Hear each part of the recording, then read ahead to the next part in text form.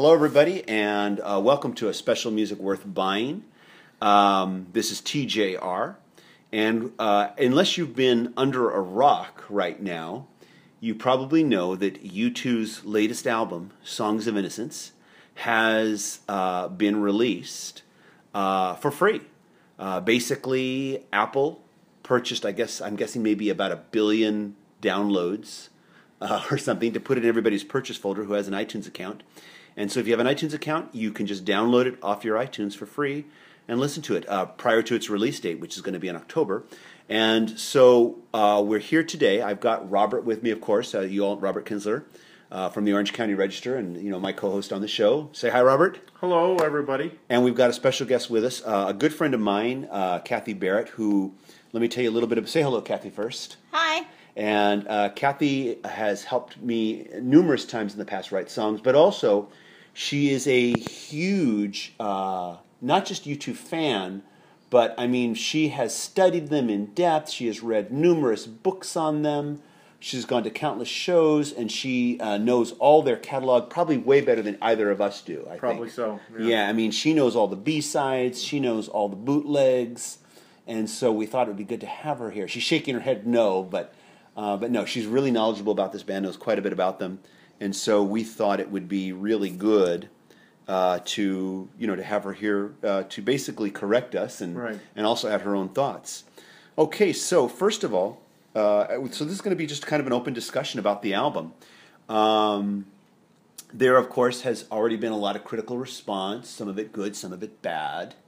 And so just real quickly, we're going to go in a circle here, starting with you, Robert, and just kind of give us your opening thoughts, just your thoughts with the album. We've all lived with it for a couple days now. No. And also one of the things we talked about today is that I was surprised this was basically just sprung on everybody, the whole world at large, on September 9th. And by early the next morning, we already seen tons and tons of in-depth reviews of the album. And I was kind of shocked because typically as a music writer, and this isn't a rule, but it's kind of like unspoken, or it's actually discussed about with music writers like myself in the business. You want to listen to an album at least 3 times, but also you want to live with it a few different days so that you can maybe listen to the music. Maybe you're having a bad day, maybe you're having a great day, but you want, music is such a personal, art form that I think it's good to kind of have that perspective. I saw so many reviews where they basically popped up so quickly, and I was actually surprised by that. I guess in the age of 24, hour news cycle, and that includes blogs and everything, people just felt like they had to get their reviews on first. But I was really dismayed by some of the reviews, and I'm glad we waited a few days so that the 3 of us could listen, and live with this music, But my reaction is that this is very different from many previous U2 albums. There's similarities. There's things that you hear that sound, familiar in their style. But I think that the way they've kind of come full circle, and they're revisiting their youth and them growing up in Dublin in the 1970s, and that kind of informs a lot of Bono's lyrics on the album. But I think what they're doing musically is really interesting, and overall I liked it. That doesn't mean I loved every single thing, song in the album as much as every other song, but overall the more I listen to the album, the more impressed I am by it. Do you feel like they're returning to their musical roots, not just in the lyrics, of course, they're discussing their past in the lyrics, of course, obviously, because that's what the album's about. But do you think when you say returning to their roots musically, that they're sounding more like they did in, say, their very first album?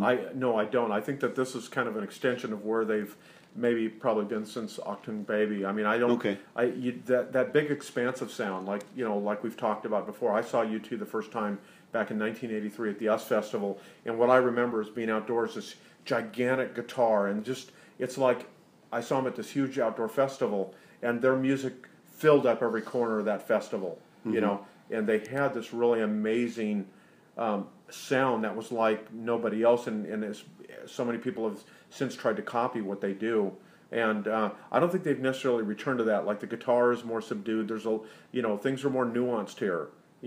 So I don't think they're trying to, but I think they are trying to tap into the emotion and try to stay relevant. Okay. Which I think U2 has been very expert at since it started. Okay. Lyrically, I have really liked this album probably more than I've liked it musically. One thing I'm going to state here is if you haven't listened to the album yet, and if you haven't done this yet, I would tell you first, when you get the download, it comes with a digital booklet. I would tell you to go into the digital booklet first, read Bono's essay about the songs and about what the album's about before you listen to the album. I wish I had done that. I didn't. But now I'm glad I've read it. It really sets up the album for you, number one. So I would tell you to do that. If you've already listened to it and you think you've made up your mind about it, go read this essay first, then listen to the album. And if you haven't listened to it yet, read the essay first. But my initial reaction was that I found it a bit uneven. I thought there were some really good tracks.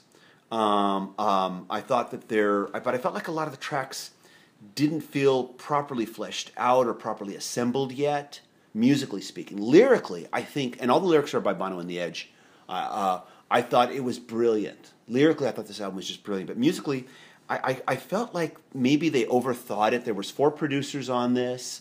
What was it, 4 to 5 years? Yeah, I think 4 or 5 years. Kathy's putting up 4, so okay, roughly. Okay, so, but yeah, 4 to 5 years working on this. There were a number of producers on it, off and on, and I felt like they maybe just overthought it a little too much. I'll get into that more as I discuss the songs. And like, I'm not saying I hate it. I'm not saying it's a bad album. My opinion has been improving a little bit each day as I listen to it. But I think that so far, I think that the music is not equal to the lyrics. Mm-hmm. My overall statement here. Kathy, what do you want to say?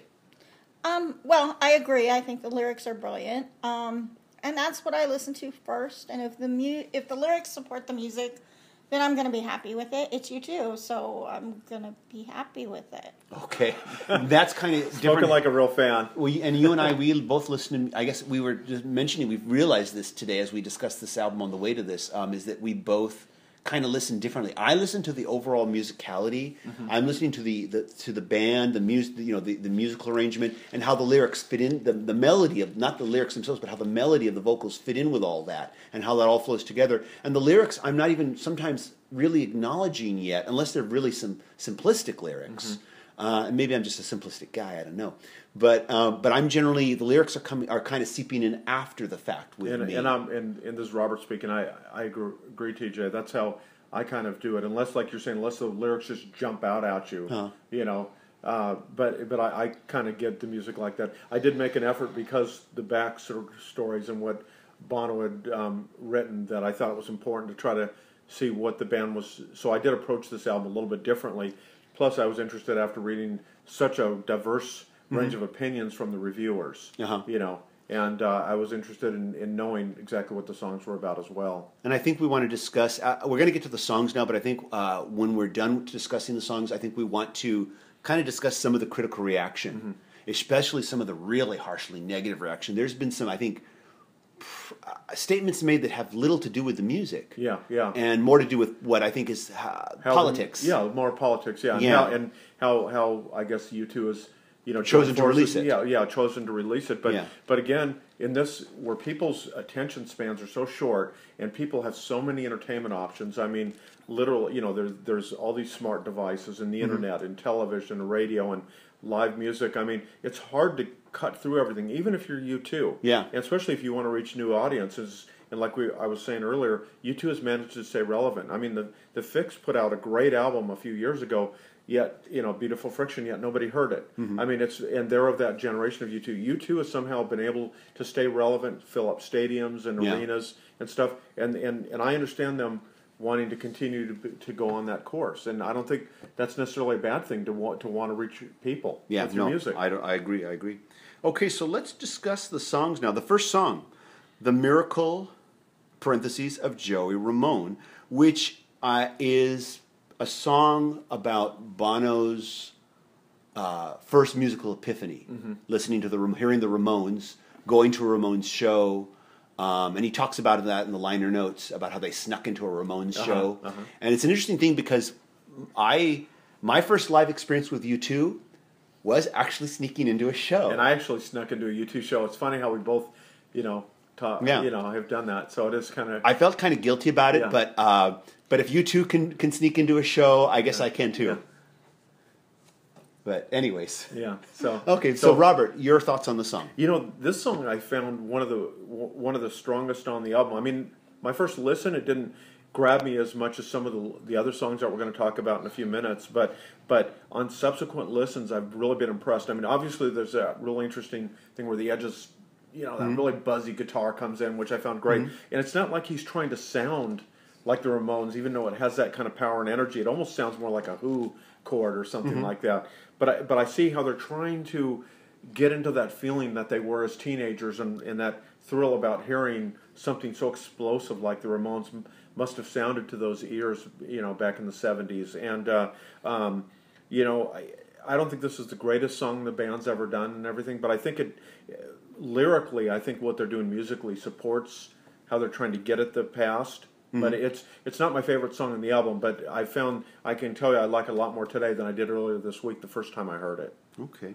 Now, myself, did you want to interject? No, go ahead. Okay, all right. Myself, at first, I did not care for this track because I did not like the opening, that whole bit there. Yeah. The reason I don't like it is because it's become the kind of like the equivalent of the snare drum in every 80s song. Every contemporary group seems to do these songs where they go, because they all want to have this kind of sing-along in their live show. And it just feels calculated and forced, as opposed to the Beatles writing a song and at the end it goes, na na na na, hey Jude. And then after the fact, that's probably going to be really good live. People are going to want to sing along with it. Right. Of course, Hey Jude never got performed by the Beatles live anyways. But I'm sure they weren't thinking that when they wrote it. And this felt like it was just like the producer saying, this is the trend, put that on there. I think the song would have been stronger if it had just simply started with a ba-da-da of that guitar chord. That would have been a strong opening. I also feel that, especially on this song, the guitars should have been more emphasized. It should have been a sparser, less produced song because of its topic about the Ramones. Yeah. But now when I listen to it, my brain has kind of shut that opening out, and to me the song opens with that guitar riff, da-da-da, and now my feeling about the song is much different, and I'm liking it more and more. Yeah. So I think it's a pretty good song. Well, because I'm listening to it more lyrically, I'm focusing on the story that is being told and the fact that, I think anybody who is into music has a moment, and this was Bono's moment, and I know U2 was my moment. Mm-hmm. You had yours. Yeah. I think yours was Elton John, Tim. Yeah, yeah. I think Robert's was probably the Beatles. Yeah, well, first big concert for me was Paul McCartney and Wings, but U2 and Springsteen were among my earliest heroes, definitely. Yeah. But yeah, you're right. My epiphany was when I heard Elton John playing "Funeral for a Friend," not live, but just heard it coming from my sister's stereo. Yeah. That was that big epiphany moment. Okay. And I just want to mention, I just do love that line where he talks about religion is for this is for that, but music is so I can exaggerate my pain. And that was just so relatable. Yeah. Music was so that I could exaggerate every feeling I've ever experienced but couldn't verbally discuss. Yeah, that was a great line. Yeah, definitely. Track 2, Every Breaking Wave. And why don't you go ahead, Robert? Yeah, this song I like a lot more. This is the second song on the album. I like this song very much. It sounds like, whereas the first song is reflecting on his youth, this one is more focused, I think, on what he's going through now. It's about trying to understand a relationship, maybe what are the costs of if you break up with someone. And I thought the music was really beautiful. I thought that what he did lyrically, it touched me. I thought it was a really powerful song. And there's that one line, speaking of quote, it says, "Are we ready to be swept out to sea and quit chasing every breaking wave?" There's a lot of poetry in the lyrics, and I thought the music was textured, and I thought it painted very well. It painted a musical picture to go with his lyrics, and I thought it was a pretty strong song. Okay. For me, I thought, my first impression was a decent mellow U2 song, some great lyrical ideas and moments, but for me, not one of their greatest tracks. Maybe in time I might like it more, but for me, one of the weaker songs on this album. But once again, lyrically, way ahead of it melodically, in my opinion. And what about you, Kathy? I agree. I really liked a lot of the lyrics. I like the story that the song is telling. But musically, how do you feel? Musically, it's fine. I don't think it's my favorite track. Okay. But I think it was a strong song, just the same. Okay. The next track, track 3, California, parentheses, There Is No End to Love. This song, of course, describes the band's first encounter with the West Coast. Yeah. Where we're broadcasting from. Where we're broadcasting from. Yeah, where we're talking to everybody from. Yeah. And why don't you go ahead, Robert? This was flat out, I think from almost my first or second listen of the album, this has been my favorite album that I've heard from, favorite song, sorry about that. Favorite song off Songs of Innocence, and I just love this song. I mean, even before I read anything else on it, I picked up, it sounds like it's almost like a merger of the Beach Boys and early U2 or something like that, and it's just, I just, I can't say enough good things about it. I mean, it's probably the biggest song on the album. I'm not saying it's the angriest or anything, but it captured the people that are looking for the signature sound of U2. They kind of find it here, but like I said, they're also getting a little bit different with this fusion of the Beach Boys. You might describe it almost like, I heard a little bit of City of Blinding Lights on it. I think almost like a musical reference to that, but. I think this does harken back to at least some of their albums from the early 2000s. Song. Okay. Now, I like some things about this song. I dislike some things about this song. I love the opening, the Santa Barbara, Barbara. That is definitely an obvious nod to Barbara Ann, and as such a nod to Brian Wilson and the Beach Boys. And Bono talks about that in the liner notes in that essay I discussed, where he talks about this song and talks about Santa Barbara and Brian Wilson and the Beach Boys. And I like that opening. I think it's great. But musically, I feel like the rest of the song feels like U2 is kind of just musically on automatic pilot. Like they've done this before. I would have said, and that's not to say I don't think they were trying. I'm sure they were trying, but just when I listen to it, it just feels like the band was kind of an automatic pilot. So a little too familiar. It's just too familiar. They've musically done this too many times. That's just how it comes off for me. If I had been in the room producing, engineering, I would have said, lyrically, this is a good topic.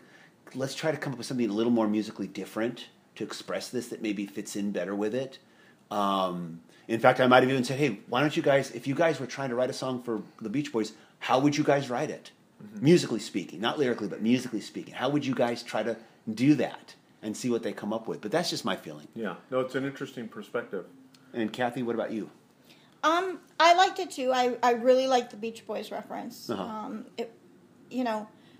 I've known for a long time that Bono was a huge fan, and when he first came here, he wanted to go find Brian Wilson. He's talked about that in the past. And it, just as a song, I think it was beautiful. It painted a picture of California that was beautiful. Maybe not always true, having grown up here. But it's an outsider's perspective. Yeah, it's an outsider's more idealized. It's an outsider's perspective, which is always interesting to see. Yeah. Okay. Now, the next track, "Song for Someone." This is a love song. It is. I think Bono's already confirmed in interviews. Hasn't he, Kathy? He's already confirmed in interviews. This song is about meeting Allie, his wife. Yeah. Yes. They were very young when they met. They were 12 and 13 when they met. Wow. Yeah, very young. Amazing. Amazing and, to stay together, yeah. So, Robert, why don't you tell us about your thoughts on the song? This, just like the one we just talked about with California, I really like this song. There's a musical build in it. It kind of sounds quiet. It's a very tender, beautiful song. There's a build that reminds me a lot of Walk On. But so, I mean, you can say, it's not totally original territory for the band. But especially when we're talking about the lyrics, he's being very personal here. He's very opening up about, I think, his feelings for Allie and stuff. And maybe I give a little bit of the music a pass, but I do love the music. I love the song. I like some of the edges soaring guitar work at the end. Like I think I referenced earlier, the one thing I would say about this album, my one biggest criticism might be, it lacks some of that grandeur of some some of the early U2 recordings, and even Beautiful Day. That kind of real. But again, I understand that the band doesn't want to keep doing the same thing over and over again. As it is, they're being accused of that pretty forcefully by some writers. Yeah, they sure. So, and yet, on the other hand, when I listen to the album, I hear it being very different than a lot of their previous albums, because I don't hear. It seems like it's much more about Bono and about these really heartfelt, authentic lyrics and stories that he's recalling from his youth. Mm-hmm. And you don't often hear the Edge front and center like you have in the past. Yeah. But I do like "Song for Someone." I think it's a very beautiful song. I agree. I like the song tremendously, both musically and lyrically, and it's also got a certain universality to it that you can relate it to your own. Even though it's very personal, you can relate it to your own experience. But yeah, this is just a really great song, and I really like this one. I have nothing really that critical to say about it. What about you, Kathy? I agree. It's one of my favorites on this album. It's something that everybody, who's ever been in love can relate to. And it's about first love. Mm-hmm. And it's first love, and it's young love. Yeah, and this it's album idealized too. Yeah, and this album is a lot about. I guess I don't see it as idealized, because he talks about how. I've got scars, but you've got eyes that can see right, that aren't afraid to see them. That type of thing. They can see right through them. But he's putting her on a pedestal, though. That's true. But okay, and so the next song, talk about heartbreaks. Yeah. Iris (parentheses) Hold Me Close. Now this is a song about Bono's mother, who died suddenly when he was 14. And Kathy, you were telling me the story about how basically he was at his... She was at her father's funeral, and she collapsed and died several days later. Yeah. Of a brain aneurysm, Of an aneurysm. Wow. It's a heartbreaking story, Yeah. So Robert, why don't you go ahead? Yeah, this song, of course I keep saying that. I say, California's my favorite song. This song, though, it's emotionally wrenching when you see the backstory, and it's not the first time he's written about his mother. Apparently, and Kathy might know this, "I Will Follow" was even written about his mother, but this is looking at it through the eyes of a 50-something-year-old man, not a not a young 20-something or a teen, and so there is that kind of perspective. I just found it beautiful. I found it affecting, and the music itself. I mean, at times the music sounds a little joyful, despite the backstory here, but there is a sense of melancholy, which shows, I think, the depth and the intensity of the musicians in U2, how they can achieve this multi-dimensional music where, on one hand, the music is it's kind of uplifting and anthemic, but then there's a sense of loss in it, too. And this is one of those songs that I had to listen. Again, I don't know how someone that listened to this for a few hours, or maybe even they heard it a couple times, would get all that, because this is one of those songs that I think it's like a deep symphonic work, that it's a dense piece of music, and then the lyrics add power, and to that. After hearing you talk about it, I think I'm going to have to go listen to it again, because I thought musically, lyrics aside, musically, I thought it was a good song, but I really disliked the whole woo woo woo woo section in there. I thought that came off as very disco-like for a song with this subject matter. I think a sparse arrangement would have served it better for this, and so that's all I'm going to say. Once again, this is a song that I really liked. Interesting story. Great story. I mean, it's sad and tragic and beautiful in the song. Okay. But we had kind of talked about that whole vocal thing, and you didn't you have an argument to me on that? Well, it's something U2's kind of always done that, whether it's maybe not necessarily on the albums, on the studio albums, but live. Mm-hmm. Their songs always kind of develop those sections anyway. Okay. And, putting it on an album isn't necessarily a wrong thing, because they've been doing it for a long time. Okay. I just felt like if I'd been in the room, I would have said, that sounds too disco-like. I'd get that out of there. The next track is Volcano. And this is kind of really a continuation of the previous track, because it is about his anger about losing his mother so suddenly. just the anger. So this is really a continuation of that song, in my opinion. So Robert, why don't you go ahead and now on this song? Probably my favorite part of the song was the intro. I just like the driving bass drum thing at the beginning. I very rarely have they had Adam and Larry kind of front and center. I think, like, especially to start a song, you know, like this. And I really like that. And there were some neat, cool harmonies and chiming guitar. The song itself, to me now, like as I'm thinking it now, I couldn't hum it or anything like that, other than that intro, which I found very powerful. And this might be a song that takes a little bit more time for me, but it hasn't jumped out at me like some of the other songs we've previously discussed. Okay, interesting, because this is, for me, I really like this track a lot. I mean, lyrics aside, I think it's just, and like you, I like Adam's very pronounced bass line at the opening. It was great to hear that. Yeah, it was very good to hear that. But I just felt this was just a good U2 rocker.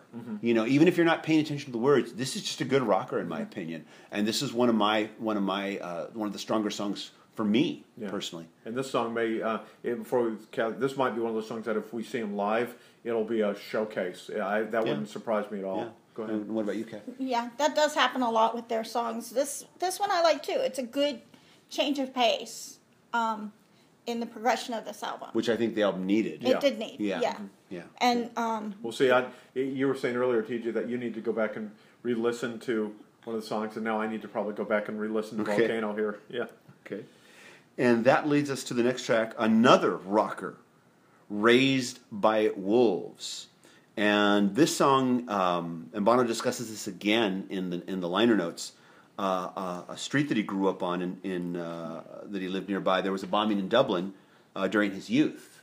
Yeah, there was a record store there that he went to on a regular basis. Yeah. And it just happened that he rode his bike to school this day, or he would have likely been there. Yeah, and likely there been might killed. be no U2 today. There might be no U2 today. If he hadn't ridden his bike to school, very well possible there would be no U2 today that we'd even be talking about or listening to. So go ahead and Robert, tell us your thoughts. Yeah, no, I like the song. This is one of those ones that I liked on the first listen, but I'm now discovering the song more every time I hear it. It's one I very much like. I like the way the vocal sounds are. I mean, it's just a very powerful song. You can hear the rage in it and stuff, but the song just works for me. I do like it very much, and I think it's. People that say that a band like U2 is out of touch and stuff, you hear that, and you can see how very much so that they've still tapped into things in their youth and the real emotions, and how devastating events like this can really hurt people and basically change their lives forever. Yeah. Yeah. This track for me, it also sits right there with the previous track as one of my favorites, and I guess I'm leaning more towards the more rocked out songs. Yeah. But they just seem to have so much more emotional power, and I think it's more the band being more immediate in their performance and in how this song is recorded and how it's produced. And the previous track, this track, and the next track, which we'll get to in a moment, is going to fall into that same category for me. Maybe I shouldn't be giving away my thoughts yet. Yeah. And so, Kathy. Well, this track is interesting because it gives more backstory to another song. Once again, Bono talks in the liner notes about how one of his friends was there that day, and saw this happen, and eventually it's affected him all his life. And the song "Bad," which is about heroin addiction, was written about this friend. Oh yeah. Oh wow. Yeah, because that was his pain management basically. Yeah. Yeah. Wow. Okay, so the next track, Cedarwood Road, refers to the street. Once again, Bono talking about the street that he lived on. And go ahead, Robert. Yeah. No, this is another one of those songs that had crept up on me. I mean, the first listen, I don't think it... I kind of maybe listened through it, especially this morning when I listened to it. Fresh ears, I hadn't listened to it since yesterday. And I very much liked the song when I heard it today. This kind of reflects maybe my relationship with this album.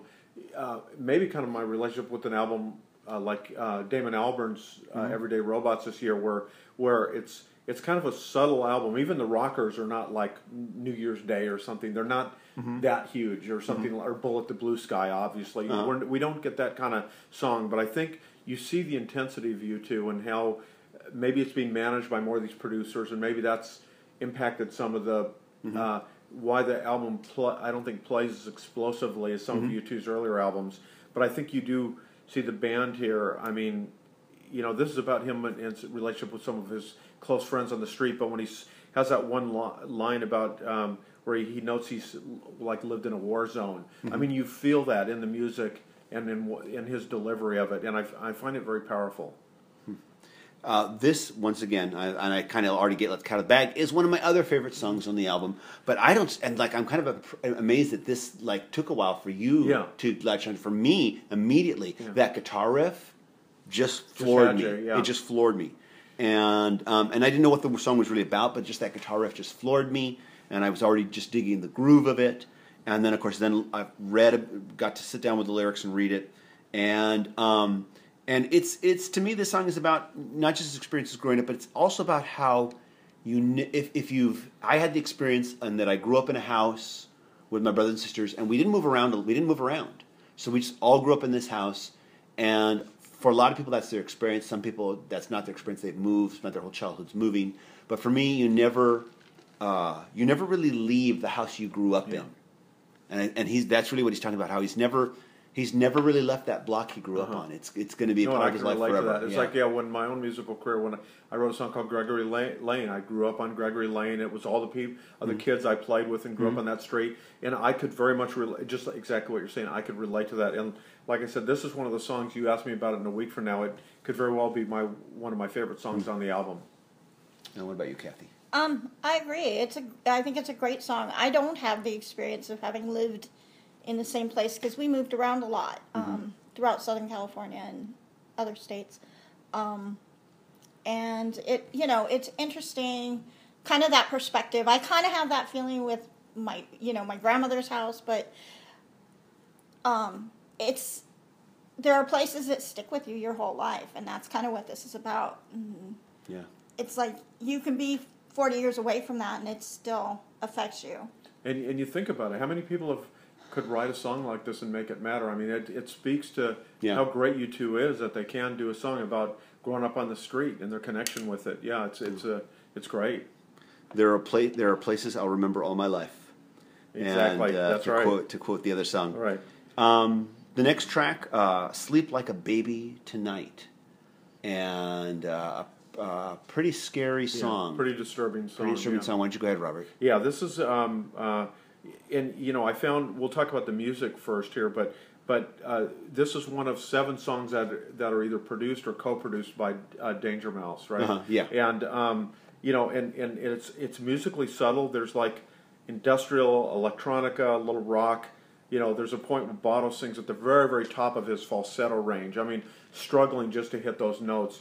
And obviously the subject matter is very disturbing. I think, and I know you're more familiar with the liner notes, but my understanding is it's about a kind of fallen priest there, isn't it? It deals, as far as I can tell, it's dealing with pedophilia. Yeah. And like I said, there's as we've all come to learn now, there's been a long. It's hopefully that chapter is coming to close, but there's been a long running scandal within the Catholic Church. Of pedophilia. Yeah, and for a band associated as much with faith as U2 is, it's great that, but again, U2's always kind of broken barriers anyway, and just this is like the perfect synergy between what I think Danger Mouse, like, and I know him primarily through Broken Bells. I know you're more familiar with his production than I am, but I found it really, with the subject matter, with what U2 can do and what he can do, I found it a really good combination of kind of their arsenal of tools, so to speak. Prior to knowing what the lyrics were, I'm going to go and give my opinion. I'm just going to add, as far as my comments, that prior to knowing what the lyrics were, I just listened to it and just liked it musically, just because of its feel and how it emotionally felt. Then I knew what the song was about. And I will agree that I think that there were so many producers on this album. I really wish they had just picked one, stayed with that one producer, and this song certainly makes that case. It does make that case. Yeah, that just with one producer, I think it would have been a stronger album. Go ahead, Kathy. Yeah, I like this song too. It's not one of my favorite tracks. Mm-hmm. I like the moodiness of it though. Okay. And just the. I kind of wonder now that I know what it's about. Will it affect me being able to like it as much because it's about such a horrific thing? And what about you? It's already not one of your favorite tracks. Yeah, I don't know. We'll have to just wait and see. Yeah, U2 albums grow and change, and True. We're getting close to the end here. This second to the last track. This is where you can reach me now, and it's about a Clash concert that they attended back in 1977. Right. Yeah. And anyways, go ahead. I'm just not sure why they called "This Is Where You Can Reach Me Now." No, and I don't know that either. What I do like about it, and I thought maybe I was the first to pick up on it, but I've seen it since in other things that I've read. But yeah, it starts off with, and you'd think that you're listening. It's a Stones song. Uh-huh. The very that opening introduction, and I go, wait a minute, I thought this was about the Clash, and then you hear the Stones. But I think what they're doing is I don't know if this is more of a Danger Mouse thing or whatever, but it is interesting how it's about the Clash, but I'm hearing echoes of the Stones. Maybe it's just the whole thing about how you can be inspired by music, and by then they're trying to capture the 70s when they were kids again, and a lot of the album is reflecting back onto their youth. The song itself, I think, is probably not like one of my favorite songs to listen to, but I sure like that intro. Uh-huh. But and I find the production interesting, but the song itself yet hasn't really done a lot for me yet, compared to some of the other songs on the album. Yeah, this was not one of the stronger songs for me. I thought it's pretty good. Pretty good. I think maybe you need to hear it some more. This song probably leaves the least amount of impression on me. Yeah, I agree with even that, as far as being critical about it. So maybe I'll just give it a little more time. What about you, Kathy? I agree. It's not, I don't think, the strongest track on the album. It Yeah. needs more time, I think. Okay. And then last is The Troubles, which is the last track. And this song features a guest artist, and hopefully I say this right, Likey Lee. Yeah, the Swedish singer, I think, right? Yeah. And I have to say, whatever else you say about the song, it's definitely interesting, and it doesn't sound like anything else that at least to my ears, that U2 has done before. I love the thing that really struck me is the bass playing is so interesting. It sounds almost like they imported a jazz bass player, and I just really like the sound of the song. The only thing that bugged me about this song, it's funny, overall I have good things, it's just the fade out is so quick. I don't know if that's on the iTunes, the way they gave it out, but I don't like how it's almost like it was incomplete and they just faded it out. Huh. I'm going to have to listen to that ending. I didn't quite notice that. Yeah, Listen, give it a listen. Okay.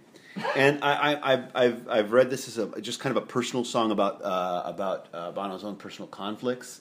A few critics have mischaracterized it as about being the troubles in Ireland, but apparently that's not correct. We'll get into critical correction in a moment. But like you, I think that the featured voice works really well.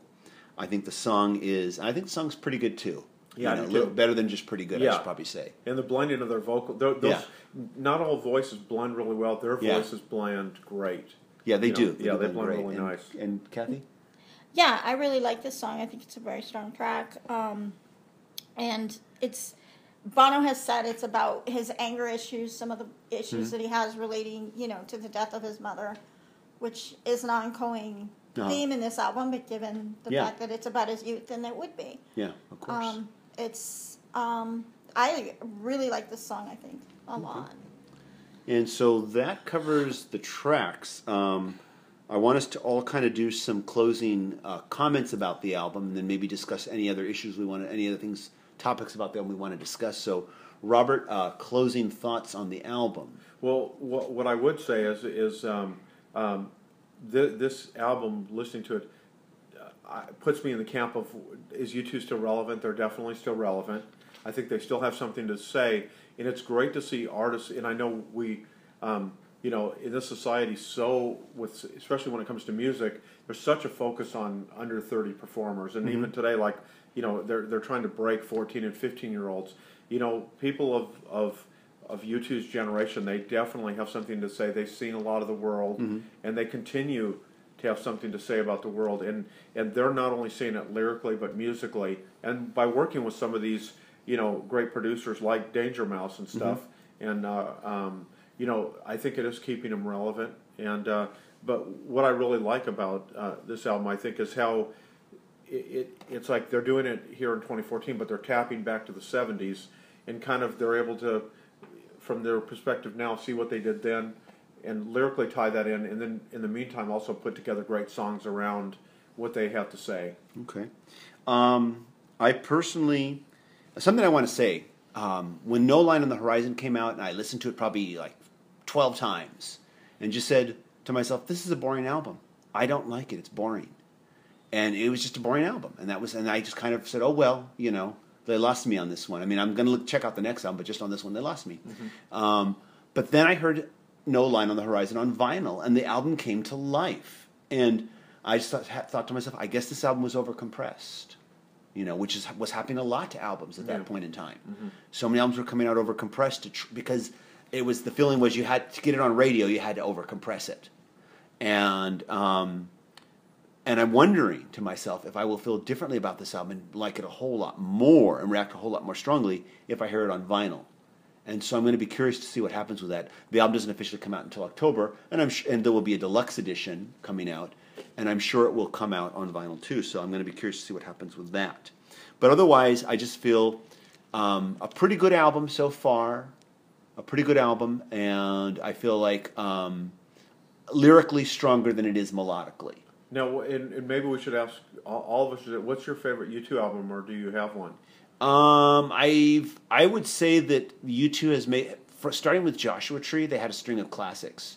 Not Joshua Tree, excuse me, with Unforgettable Fire. Yeah. Unforgettable Fire, Joshua Tree, Octung Baby, and Zooropa. Yeah. I thought were all classic albums. There was just a string of them. It's almost like what the Beatles did at their zenith, how they just continue to dazzle you with one album after the other. And I think U2, with the exception, like I said, the Beatles and U2, for me, are the two bands that's why they have such greatness, that they did these unbelievable albums where they were leaps and bounds. We never got to see the Beatles, 35 years into their career, because they didn't last that long. And that's one of the things, at least I'm gratified, and I hate to skip back to me, but I'm gratified that here's been a band for this many years, has continued to push itself and do such great music. Let me get, we kind of fell out of order there. Yeah, Kathy, I'm sorry. Go ahead and do your closing thoughts.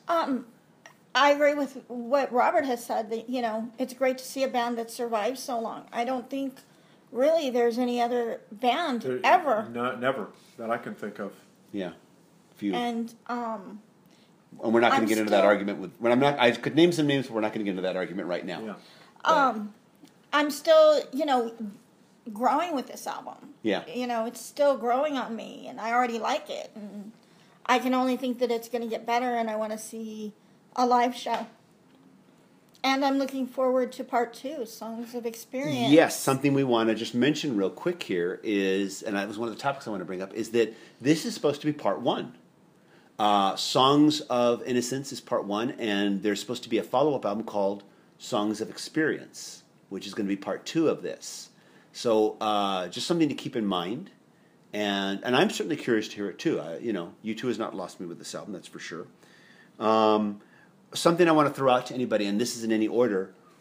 Where would you, within their catalog, in the pantheon of U2, where would you place? I mean, and maybe it's too early to say, and that's a fair criticism of what I'm about to ask. But where would you place it? Yeah, and I think I'm with kind of this discussion. I think if we come back and let's say talk about the deluxe edition of the album, maybe a month from now, I'll be in a because I will obviously continue to be listen to this album. I think I'll have a better sense maybe in a month or two. Okay. No Line on the Horizon, when I first heard it, I was kind of like you, underwhelmed. I mean, but now I can put on that album, and I love just about every song, and it's really grown, with at least to my ears, and I just love that album.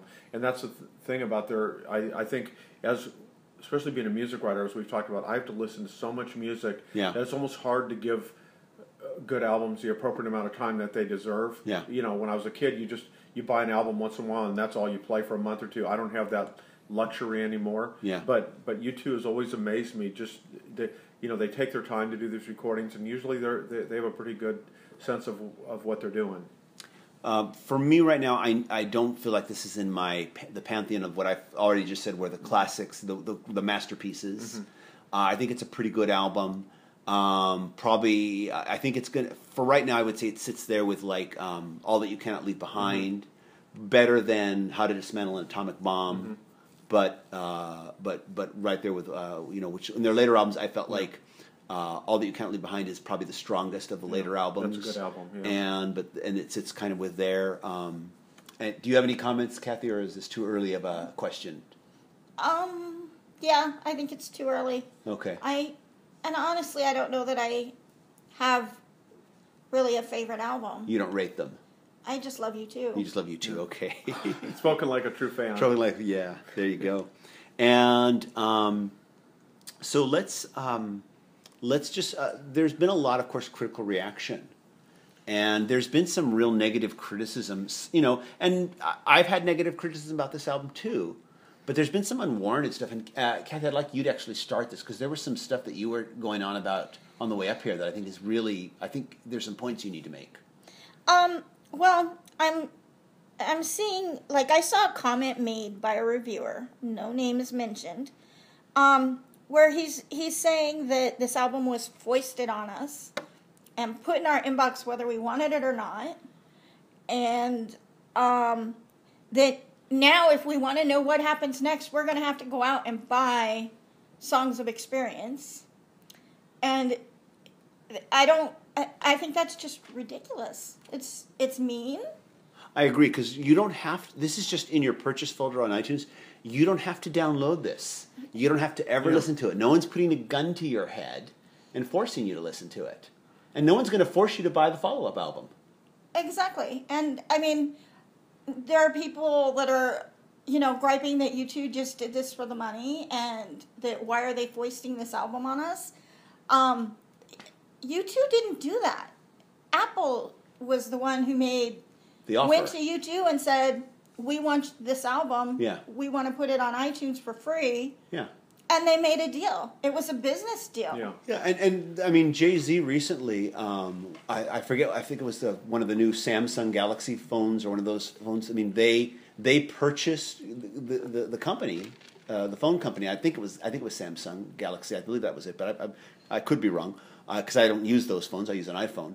But they approached Jay-Z. They purchased, all these copies of it digitally and had it preloaded with these new phones. Uh-huh. And no one felt that Jay-Z was like doing this for the money, or was foisting this on these phone users. Yeah. It was just it was made for all these phone users. They could just download it for free, right, if they used this phone. And I agree with you, Kathy. Yeah, Apple just made them a proposition. Yeah, and it was a business decision on Apple's part because they have this new service coming out. They're using it, and for right or wrong, they're using it to get people to subscribe to iTunes and create an Apple account. To create an Apple account, yeah. So that you can use this new service that they're going to have. Yeah. And either you like it or you don't. Yeah. Either it works or it doesn't. If you want the album, go download the album and delete your account.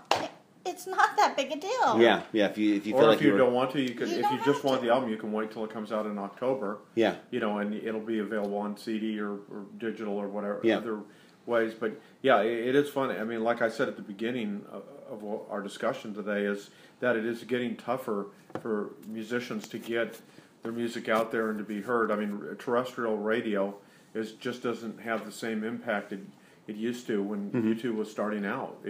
MTV is non-existent. Yeah, there's Palladia, but I mean, people have a lot of, you walk into a coffee shop, everybody's eyeballs are glued to their iPhones, or their smartphones and stuff, and it's just a different world, and I think it speaks to U2's savviness that they want to, continue to have a chance for their music to be heard, and I have no problem with what they're doing. Yeah. I would just kind of, the only thing I would add to that is it was a smart idea on both their parts. It was a smart idea on Apple's part to get people to register for iTunes. Lots of older users who are not technically savvy but have a computer, have iTunes, don't have an iTunes account registered to get an iTunes account, and lots of younger users who have a computer but don't have an iTunes account because they're not using that feature, registered start an account. Now they can use iTunes with the click of a button. Because it is a little bit of a hassle to get started with iTunes. To get your account started, you got to do your credit card number and all that. Once you're done, it's done, and you're just there. You're there. And then you're one step closer to using their new Apple Pay, which is that new service. Yes. That you can then use, which we saw. And to give you and also the whole idea about not getting, people to, there's so much coming at us now, getting people's attention. I didn't watch the Apple event the day of. And I didn't know till the next day when I read your post on your blog about the album being available. And I didn't know until the next evening. Yeah. I didn't know until 24 hours that it was even available. I got a tweet about it, I guess, a few hours later, and that's when I did my post. But like I said, this was a very savvy move, and the word got out. And it was smart to work with Apple because the companies, whenever they do one of these big press events or one of these big unveilings of new products, it has global interest. It's not just here in the U.S., it's throughout the world and stuff. And U2's a global act, and it makes sense for them to do something like if they'd done a standard press conference down at like the Hard Rock Cafe in Los Angeles, it wouldn't have had the splash and the impact. And I think it's very smart what they've done. And again, if their music didn't matter, if it was tried, I'd kind of laugh it off. But the thing is, that it would have been just another headline that was forgotten the next day. But the fact that we're talking about it and there's still this interest speaks to U2's, role in the world, in the rock world, and just how important they still are so many decades after they started. Yeah. Okay. And so before we wrap this up, does anybody have any of the closing thoughts or just something burning or pressing that they want to say about this before we say goodbye? And have we covered it all? I think we've covered it. I think we've covered it. Okay, all right. So there you go. So once again, unless you've been sleeping under a rock, you can download U2's new album through your iTunes account, and just go to the iTunes store, look for your purchased items link on the iTunes store, and that'll take you there where you can download it, and you get the digital booklet. And so looking forward to hearing the follow-up album. And I'm looking forward to hearing it on vinyl and seeing if I don't react differently. And like I said, we'll see. It'll be interesting to see Robert, you and I, our reactions once we've lived with it for a while, and we follow up with the deluxe edition. Yeah, which comes out, I believe, in October. Yeah. October 14th. Yeah, exactly. That's when it'll be officially released and available everywhere. Everywhere. Exactly. Right now, it's only iTunes and of course Beats Music, which is owned by iTunes. But you can't hear it on Spotify. You can't stream it there. You can't get it at the Amazon MP3 store. It's just iTunes right now because it's actually not even released yet, officially speaking. So, okay. Well, everybody, thank you so much for sticking with us. And please give us your thoughts on these songs and the album. Please share with us how you feel about all this in the comments. And so we'll see you next time, everybody. Take care. Bye. Bye. Bye.